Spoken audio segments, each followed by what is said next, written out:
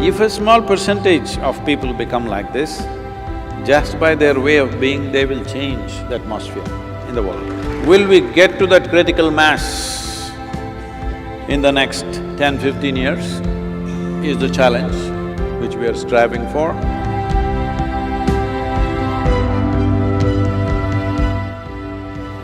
Namaskaram, Sadhguru. I am living in the ashram for around 2 months. Oh. This place is so conducive for sadhana. I fear that if someday I have to travel outside or go home to meet my family, I will not be able to adjust. Is that once a person lives in ashram, he or she is unsuitable to live anywhere else?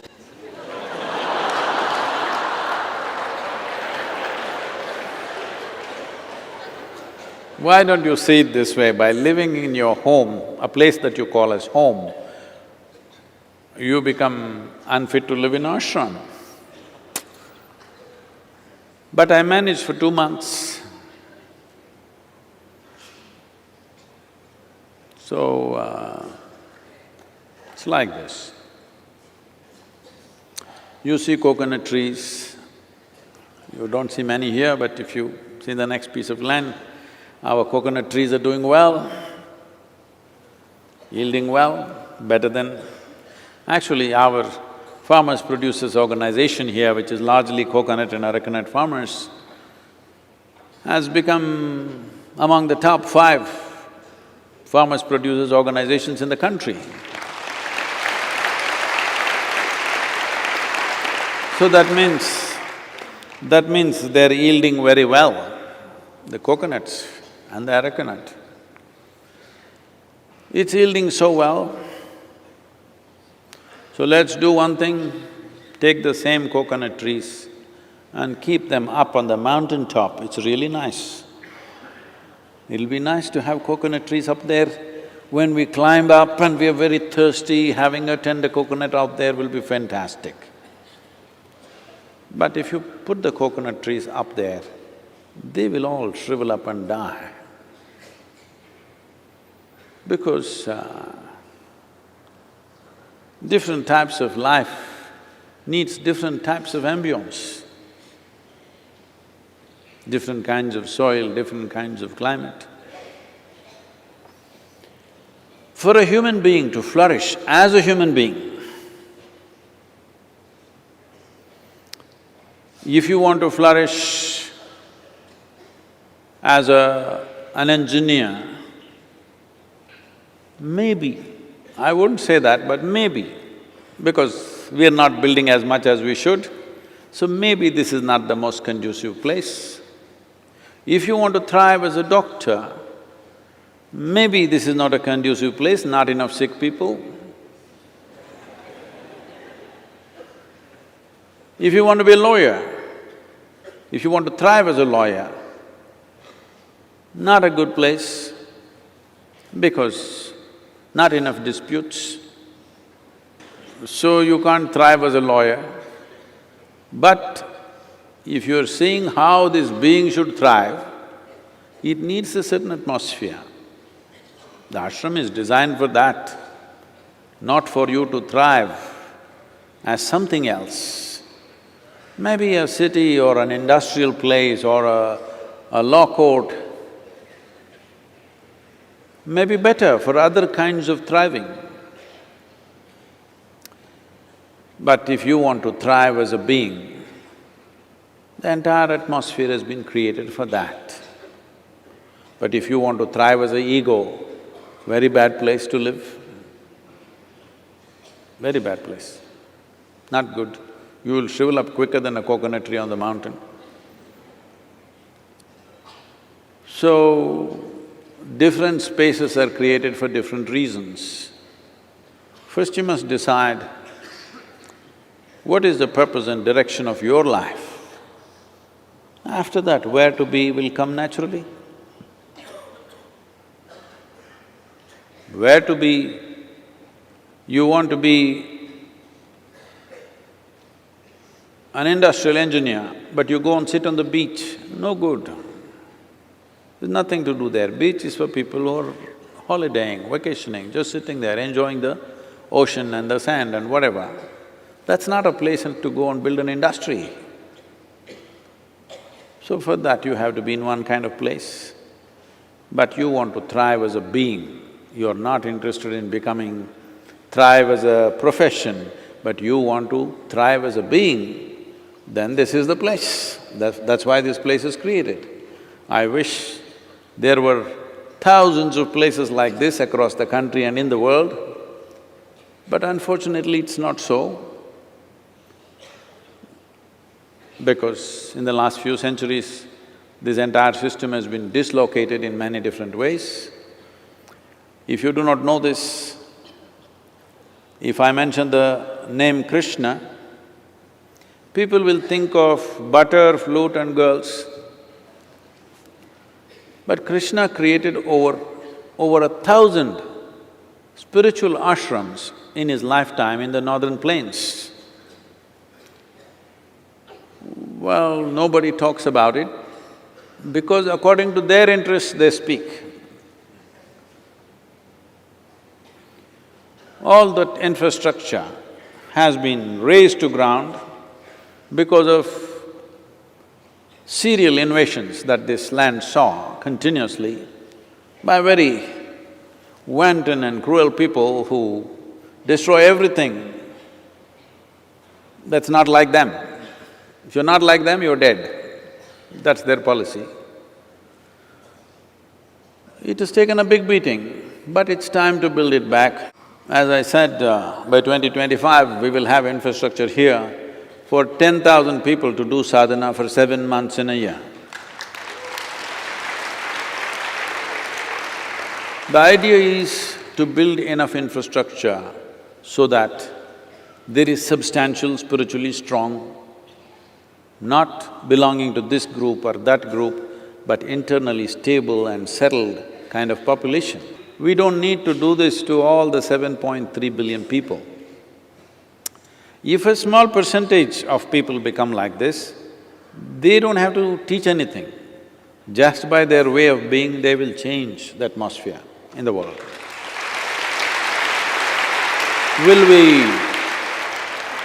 Will we get to that critical mass in the next 10-15 years is the challenge which we are striving for. Young people who are not yet conceited or entangled, not yet screwed up or entangled within themselves or outside, you must think through this, because as a generation of people, we have this possibility that the way science and technology has liberated our lives from survival process. It's coming to a place where people are talking about this. It may sound utopian right now, but it will happen. People are saying in another 20-25 years, nobody in the planet need to work. So a lot of people are worried. They're calling me for all kinds of artificial intelligence conferences and asking, what shall we do? I said, all you few professors will be useless because a stupid gadget will earn 10 PhDs in a day. My phone can earn 10 PhDs in a day, that much information it has. All the idiots who read a book a few years before you and they think they're super intelligent, all of them will fall because a small gadget will do what 1,000,000 of them cannot do. So this is good time. People are fearing what will happen to our jobs. I said, you will be on a vacation for life, how wonderful. Anyway, I don't see professors going to their job with great joy, dancing. How many professors went dancing into their classroom in total ecstasy? Now your phone will recite Gita, Vedas, Quran, Bible, whatever the hell you want, with total analysis. Which page do you want? Which subject you want? If you just ask, I want to know about what God said about liberation,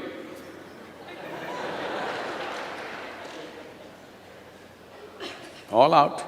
Everything that you know by memory will be meaningless because gadgets will carry a zillion times more memory than you can carry. This is when a human being becomes significant. This is why we want to create infrastructure to produce human beings, not accumulated memory. This is what dissolving or demolishing your karma means. Instead of being an accumulated memory, you're becoming a being. So this atmosphere is created for that. If you think you have completed your mission, you should not have any problems anywhere. If you are work in progress, then you should not be living. You must finish the job, because a half-baked thing could be trouble, you know. So, it's important that they're all afraid that they will lose their jobs. I'm looking at how will I handle? Because once they don't have their jobs, all of them, initially they will freak and fret and drink, but then they will all come. We need to have both physical infrastructure and human infrastructure, because being human will become the most important thing once all these damn things are done by the machines.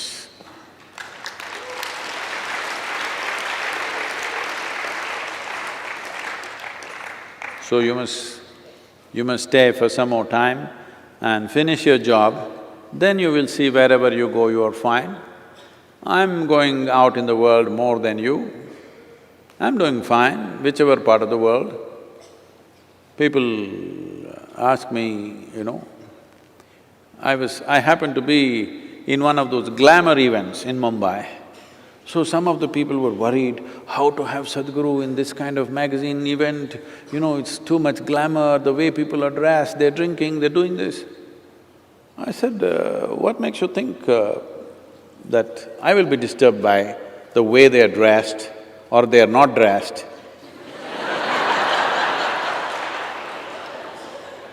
Or what they are drinking or eating, what makes you think it'll disturb me in any way?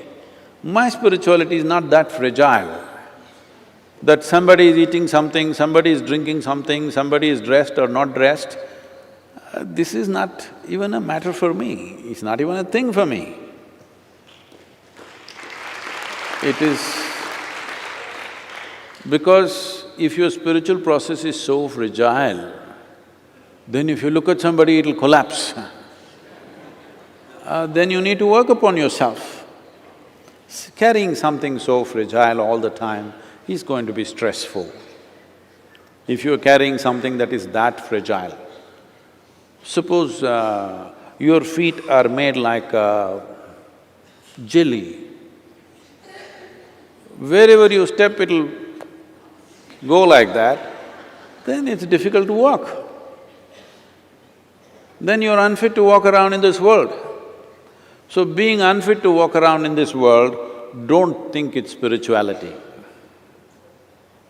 Spiritual means, if you take me to hell, I'm still like this only.